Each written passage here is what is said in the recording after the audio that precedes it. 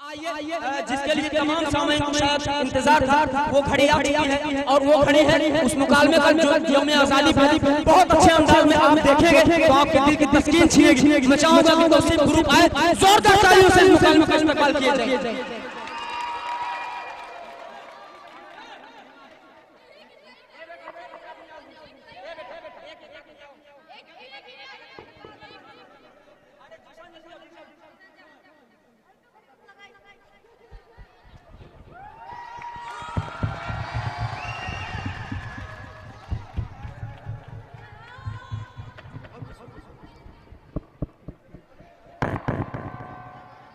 लुत्फ लीजिए इस मुकालमे का, खुदा की कसम में मुझे उम्मीद और हो सके तो आप लोग जितना भी हो सके नवाज दीजिए और इनाम की शक्ल में कह रहा हूँ नवाजने के लिए, तालियों की शक्ल में। मैं देख रहा हूँ कब से कितने अच्छे अंदाज में बच्चे पढ़े, एक बच्चे भी इनाम नहीं पाई, ये कंजूसी है। मैं ये दावे के साथ कह सकता हूँ, बच्चियों को इनाम देने से हौसला बढ़ता है। माशाअल्लाह डॉक्टर मुहित साहब ने 500 रुपए बच्चों के लिए इनाम दिया। मैं चाहूंगा इस मुकालमे में देखते रहिए किस तरीके से टिकने वाले लुटाते हैं।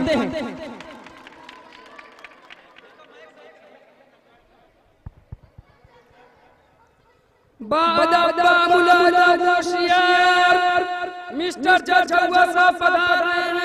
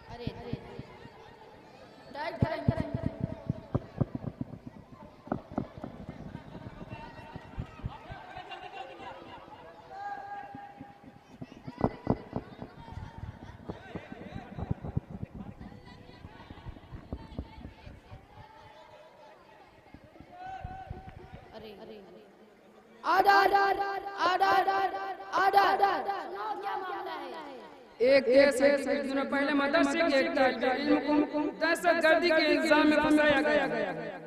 मुजरिम और उसके बेटे को हाजिर किया जाए। मुजरिम नियाज और उनके बेटे शहजाद को अदालत में हाजिर किया जाए, साथ साथ में उनकी पत्नी और उनकी बेटी को भी अदालत में हाजिर किया जाए।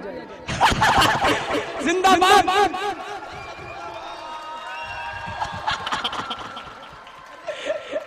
चलो चलो चलो इधर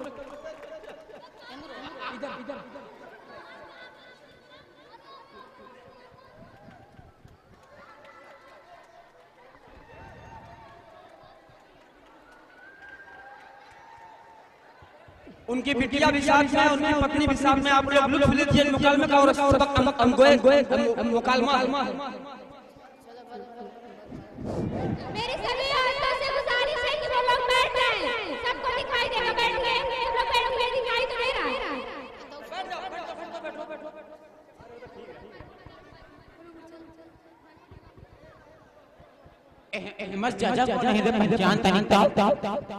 पहचाना कौन चल रहा है? हम आखिया करिए कमजोर है। हम कल आदत भाई हमारी गुरु आइया गड़ा में बैठा रखो सहाय दे। आडा कहो क्या कहना चाहते हो? जज साहब पता चला है कि मेरे बेटे को दहशतगर्दी के इल्जाम में फंसाया गया है। अरे भाई मेरा बेटा तो बेकसूर है, वो तो मदरसे में पढ़ता है, उसका दहशतगर्दी से क्या ताल्लुक, उसको गलत इल्जाम में फंसाया गया है। अरे जज साहब मैं बहुत गरीब आदमी हूँ, बहुत दूर से आया हूँ, अब्बा फैसला कर दीजिए। अरे भाई अब्बा हमको बचा लगा, पुलिस को बहुत मारा थी। अरे बेटा तुम्हारे बाजू कौन पसीना कटे? अल्लाह अल्लाह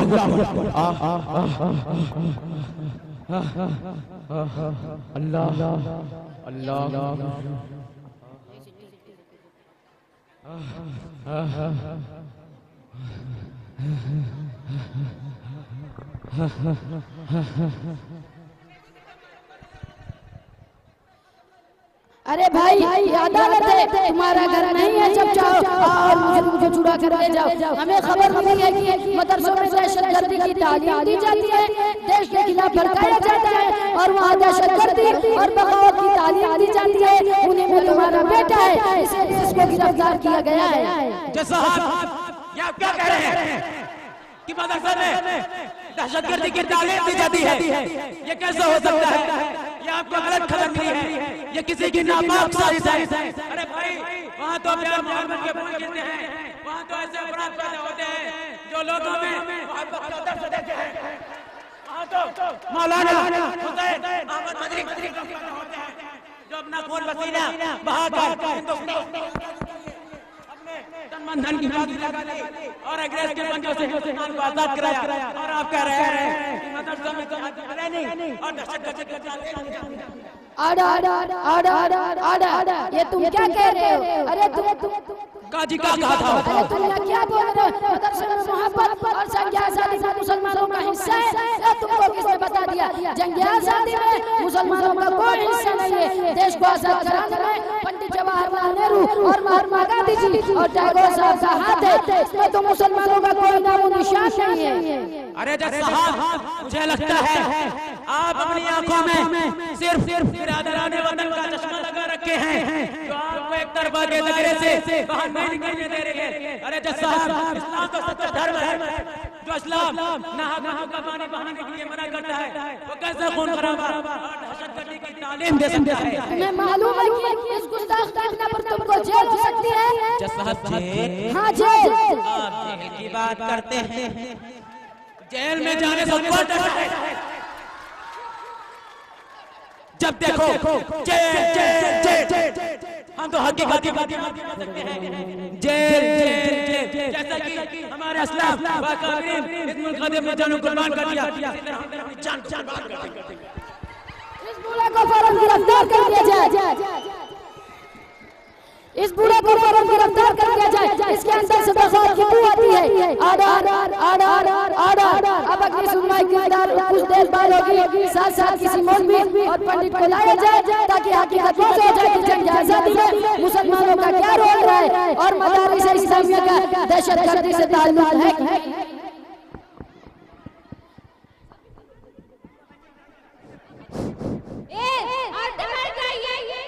ये कौन सा तरीका? आप लोग यही सीखने आइए मजलिस में, यही बताया क्या यही तकरीर हो रही थी। बैठ के भी तो देखा जा सकता है। आप लोग देखने से कोई मना नहीं कर रहा है। आप लोग हमारे साथ रहेंगे तभी हम प्रोग्राम को आगे बढ़ा पाएंगे, नहीं तो प्रोग्राम ऐसे अल्लाह अकबर, या मोहम्मद या रसूलुल्लाह, अल्लाह अल्लाह अकबर, अल्लाह या मौला, इस जाल से मुझे निकाल दे, निकाल दे। अल्लाह अल्लाह अकबर, या बाबुलाना होशियार मिस्टर जौहर साहब बता रहे हैं।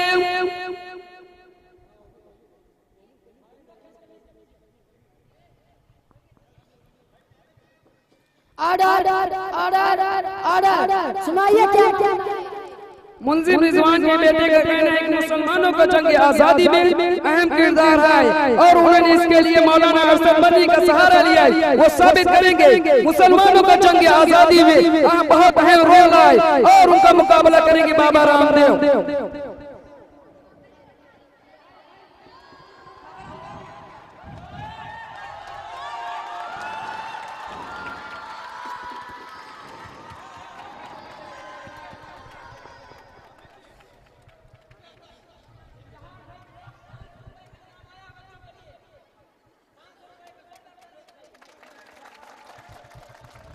जी मौलवी साहब,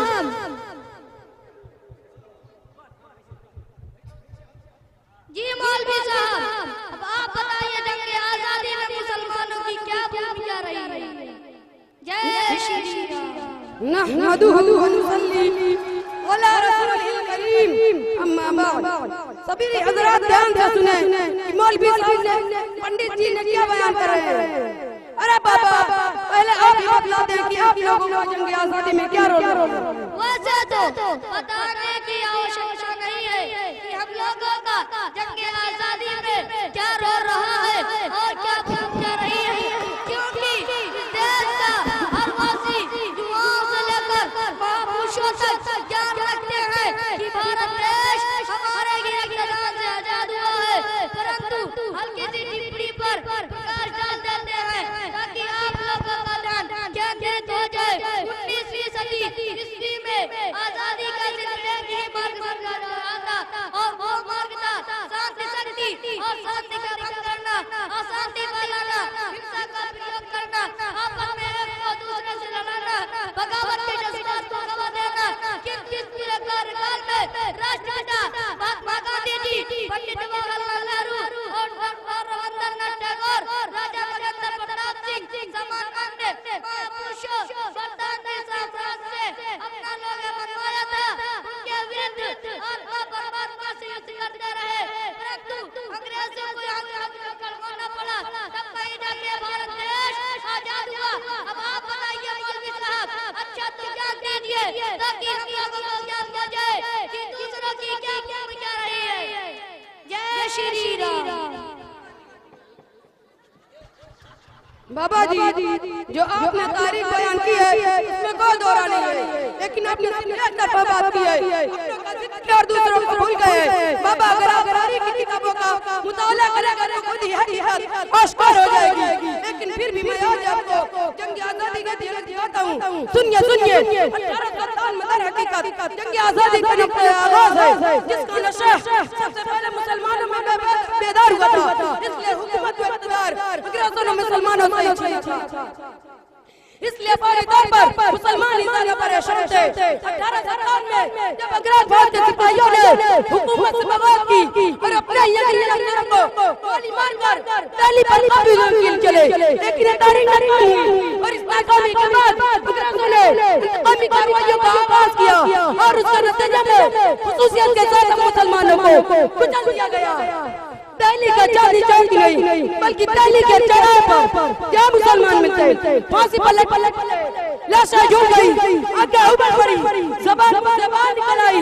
और एक बात को भी मालूम होना चाहिए कि इन मुजाहिदीन की सरगर्मियों का आगाज सैयद अहमद बरेली रहमतुल्लाह अलैह और शहीद रहमतुल्लाह अलैह की क़यादत में हुआ था। और हज़रत के शहादत के बाद ताकत कमजोर नहीं और मजबूत हो गई और शाह मुहद्दिस देलवी रहमतुल्लाह अलैह मैदान में आए और फतवा दिया, जिससे अंग्रेज हो गई।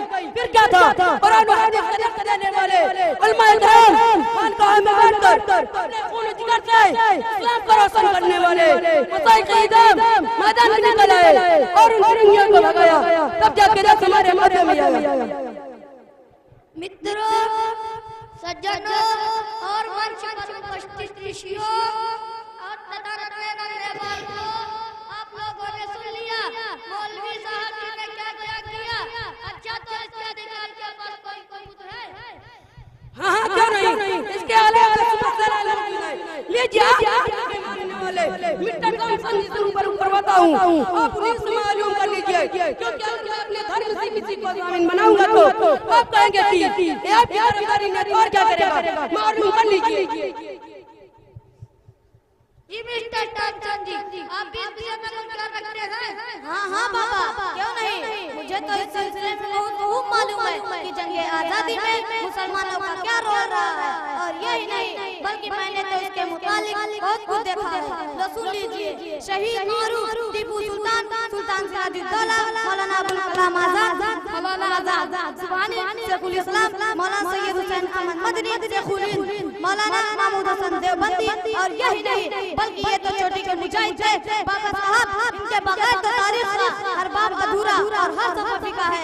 जज साहब, मेरी तो आपसे एक ही इल्तिजा है कि आप अपने ठंडे माइंड से सोच लो। मैंने अपने आंखों से देखा है मुसलमानों की भरपूर कुर्बानी है मुल्क को आजाद कराने में।